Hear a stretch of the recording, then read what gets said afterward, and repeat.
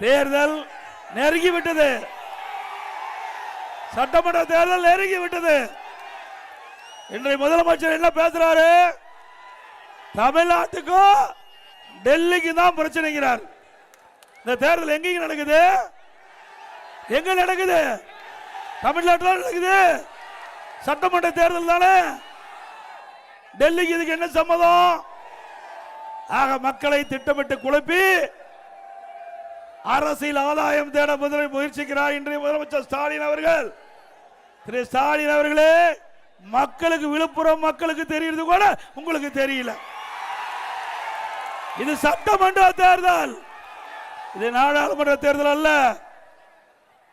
திராவிட முன்னேற்ற கழக ஆட்சி அகற்றுகின்ற தேர்தல் இந்த சட்டமன்ற பொது தேர்தல். இன்றைய தினம் அனைத்து இந்திய அண்ணா திராவிட முன்னேற்ற கழக தலைமையிலே தேசிய ஜனநாயக கூட்டணி இன்றைக்கு ஒன்றாக இணைந்திருக்கின்றோம்.